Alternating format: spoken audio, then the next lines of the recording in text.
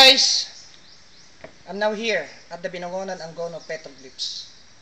This is one of the tourist spots here in Rizal, aside from the Daranac Falls, the Wawa Dam, the Boso Boso Church, and the Antipolo Shrine.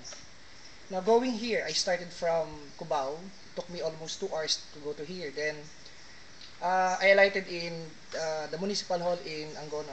Then I hired a tricycle going here. It took me almost 20 minutes to reach this place.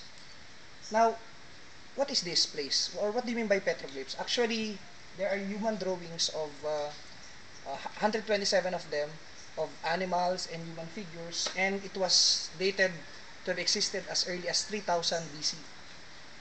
Now, this site was discovered by a Philippine national artist, Carlos Botong Francisco, in 1965.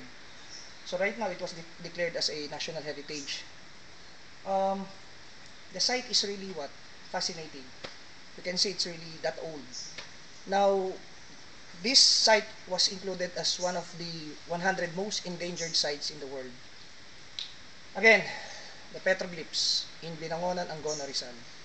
It's more fun in the Philippines. It's more fun here in Rizal. Bye guys!